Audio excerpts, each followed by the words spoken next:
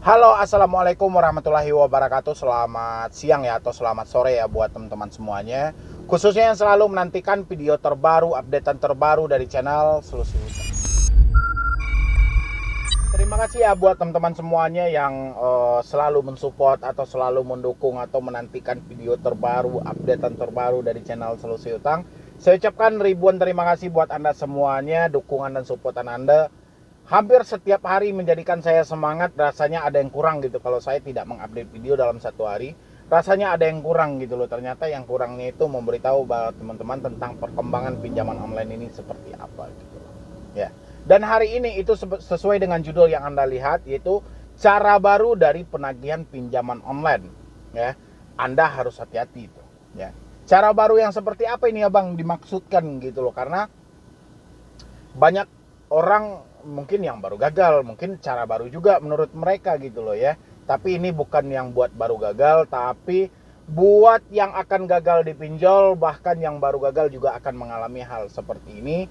Debt collector pinjol sengaja merubah cara penagihan mereka, merubah opsi-opsi mereka, tapi dengan tujuan masih sama, yaitu mengambil suatu tagihan dengan cara melakukan pengancaman, penekanan, tapi dari sisi yang berbeda.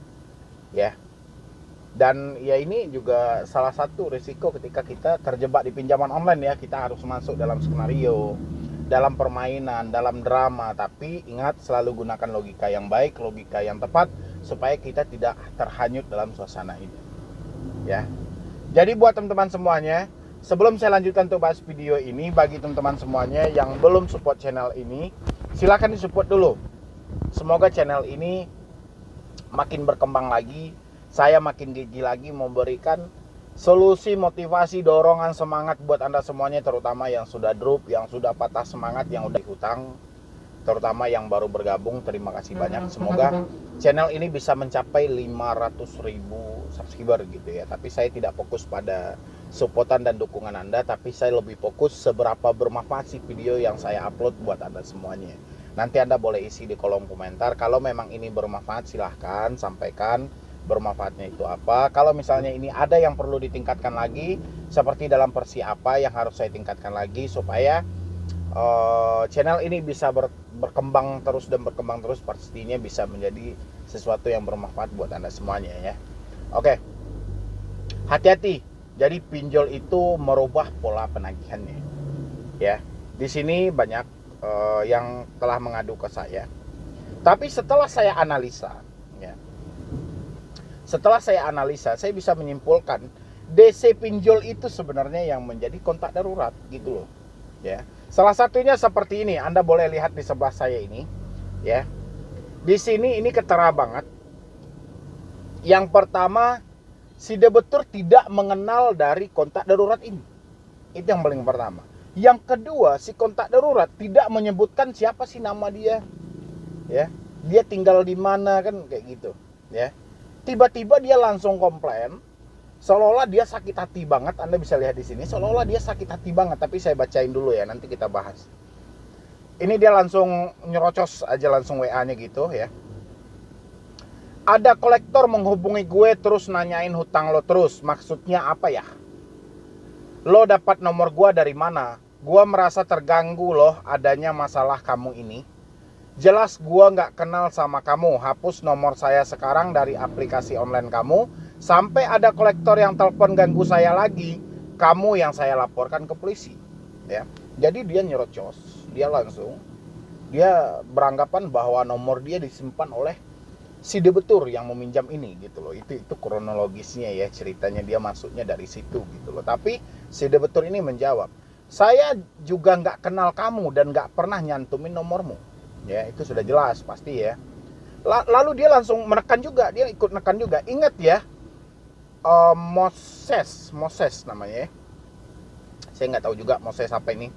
Kalau 1 kali 24 jam sampai ada yang hubungi saya lagi, saya laporkan kamu ke polisi. Jangan main-main sama saya, ini kamu kena undang-undang ITE yang mencantumkan data orang lain tanpa izin dan mencantumkan nomor orang lain tanpa izin. Ya maling mana ada yang mau ngaku, ya. Sudah keluar bahasa debt collector, ya.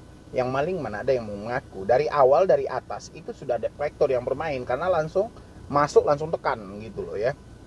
Habis itu sudah betul bilangin, silahkan biarkan nanti polisi yang mengusut data dari fintech yang dimaksud. Kalau memang saya nggak nyantumin nomormu, apalagi kita nggak kenal, saya bisa lapor balik atas tindakan perbuatan tidak menyenangkan. Dia bilang, ya kamu lapor juga ya biar kamu tahu siapa saya. Oh gitu. Dan ini sudah jelas ya. Ini sebenarnya debt collector yang sengaja menyamar sebagai kontak darurat ya, dan beranggapan dia paling orang yang tidak suka nomornya Anda cantumkan ya, dan dia minta hapus nomornya ya. Padahal untuk menghapus nomor yang ada di pinjol itu kita mesti harus bayar dulu lengkap denda dan bunganya ya. Kenapa debt collector sengaja melakukan ini? Pertama, dia menghindari screenshot yang selalu beredar di YouTube ya.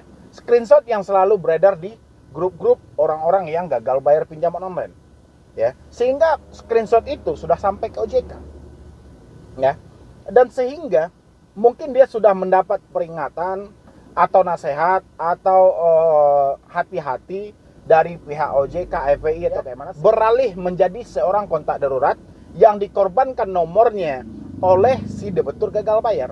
Padahal ini masih debt collector ini. Kalau Anda perhatikan dari penggunaan katanya, dari cara katanya, dari cara dia menekan Anda, itu sudah jelas gitu loh, bahwa itu adalah debt collector. Ya.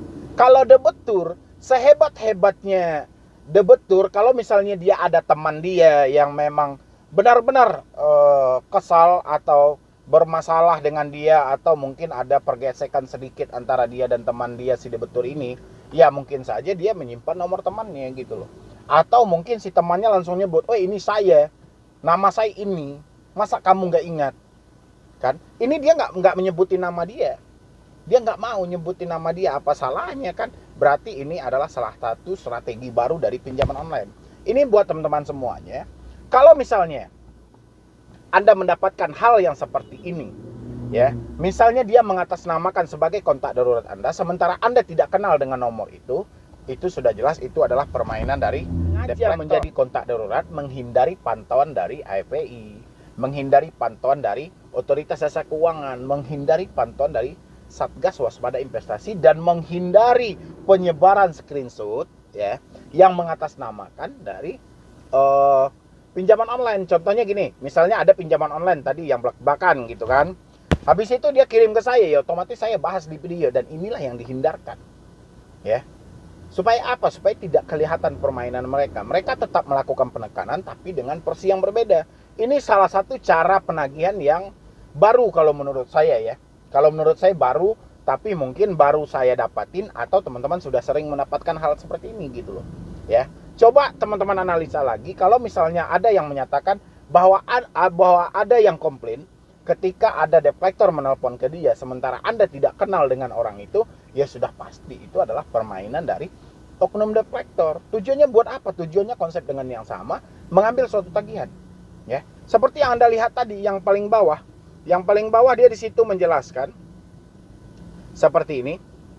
Ya maling mana ada yang mau ngaku. Bahasa maling, bahasa penipu itu lahirnya dari debt collector. Ya. Dan yang paling parah lagi, ini satu persi dengan ada pundi. Ya. Anda lihat di sini, satu persi dengan ada pundi. Apabila saya sulit mendapatkan konfirmasi dari Anda dan tidak ada penyelesaian tagihan juga, maka kami akan mengkonfirmasi ke semua kontak dan kantor Anda sekarang, kata ada pundi. Ke semua kontak dan kantor. Ya, bukan kontak darurat lagi, ke semua kontak. Ini bahasa ada pundi. Ya. Aplikasi ada pundi, nomor Anda dijadikan ini. Namanya ini referensi hutang oleh. Nah, kan jelas di sini. Jadi permainan dari oknum debt collector gitu loh. Karena tidak bertanggung jawab sesuai aturan telepon SMS, kami tidak pernah direspon. Suruh bayar sekarang dan jadi saksi kami dalam proses yang kami buat. Nanti kami hubungi serta konfirmasi ke tim kolektor kelanjutannya untuk ada referensi yang bersangkutan. Sampaikan pesan ini melalui SMS, WA atau media sosial. Suruh bayar sekarang. Ya. Di bawahnya di hari berikutnya aplikasi. Bapak Ibu, saya harap saudara bisa kerjasama. Oke. Kalau Anda mendapatkan chat dari ada pundi seperti ini dan dia melakukan penekanan kepada Anda seperti hal yang dulu saya bilangin, berhenti bayar online. Ya, ingat, berhenti bayar online. BC datang bang, itu nggak urusan Anda. Ya. Urusan Anda berhenti bayar online. Ya, lanjutkan bayar secara offline. Kalau Anda masih menyikapi ini dengan cara online, ini tidak akan selesai. Ya, giliran uang Anda hilang, Anda tidak akan dapat mengadu kemanapun. Ya. Ini lagi. Ini dia bilang, hapus nomor saya sekarang dari aplikasi online. Kamu sampai ada kolektor yang telepon dan ganggu saya lagi, kamu yang saya laporkan ke polisi. Udah gue BAP, lo tunggu aja hari ini juga. Jadi biar tahu gue, lo dasar maling lo. Ini kelanjutan chatan tadi. Anda lihat di sini. Dan dia kirimin foto yang persis kayak debt collector gitu loh, ya. Jadi makanya saya bilangin sama teman-teman semuanya, kalau Anda mendapatkan chatan yang seperti saya bilang, itu adalah cara penagihan baru dari debt collector. Jadi dia menyamar sebagai kontak darurat yang tujuannya juga sama. Sebenarnya dia menyamar seperti itu untuk menambah kepanikan Anda, ya. Kalau dengan menghadapi debt collector, Anda kan rata-rata sudah kebal. Jadi kalau menghadapi kontak darurat atau orang sekitar, kan Anda itu banyak yang kebingungan, sehingga mereka berpura-pura lah menjadi seakan-akan dijadikan kontak darurat dari Anda gitu loh, untuk menekan Anda, padahal itu nggak ada. Ya, apabila Anda mendapatkan hal yang seperti itu, sampaikan aja, kirimkan aja undangannya ke rumah, insya Allah saya akan hadir. Ya, itu alamat saya sudah Anda kirim, sesuai dengan alamat itu saya akan nantikan nanti. Ya, jadi buat teman-teman semuanya, jadi kurang lebih dari saya cuman itu. Jadi Anda hati-hati, cara baru dari penagihan pinjaman online, terutama buat Anda yang gagal bayar. Ya, yang penting ingat selalu moto saya, lebih baik kita malu sesaat daripada kita hancur selamanya. Ya, jadi sekian dulu dari saya, Medi Broni. Wassalam.